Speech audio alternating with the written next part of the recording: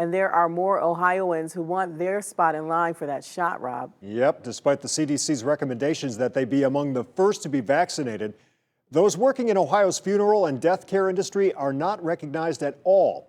And a major industry group says funeral homes across Ohio, they are at their breaking point. News 5's Jordan Vandenberg has more on what they're facing and what they're asking for. They are the essential frontline workers that very few people think about. And in many other states, those working in the death care industry were included in Phase 1A of the vaccine distributions, but not Ohio.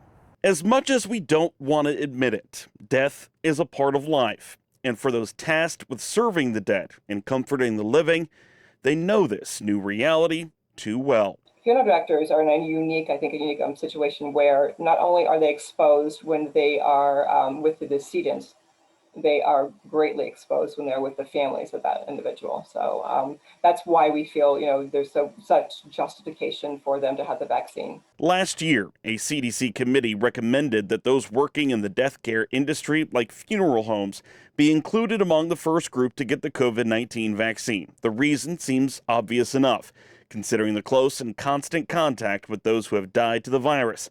However, according to the Ohio Funeral Directors Association, Ohio is one of only a handful of states not to include death care workers in Phase 1A nor Phase 1B. They're aware of our challenges and our concerns and have acknowledged the compelling reasons for us to be included.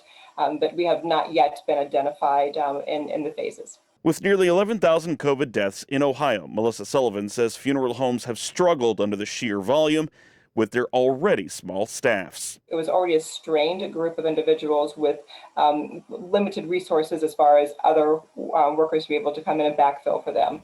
We are now at breaking points with many funeral homes. Sullivan says the organization has repeatedly advocated for a place in line to the governor's office, but to no avail.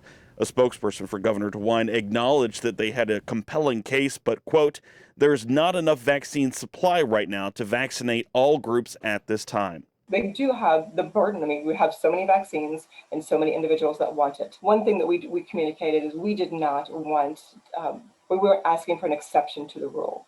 We were asking them to accept and adopt what federal recommendations were because of the high risk exposure. Death is an unfortunate part of life during a pandemic, but Sullivan says those in her industry need to be protected. Be able to serve those families like they want to serve them. So it is really imperative that we have access to this vaccine as soon as possible. The governor's spokesperson says that the vaccine eligibility reflects Governor DeWine's priorities when it comes to saving lives and returning kids to in-person instruction. In Cleveland, Jordan Vandenberg, News 5.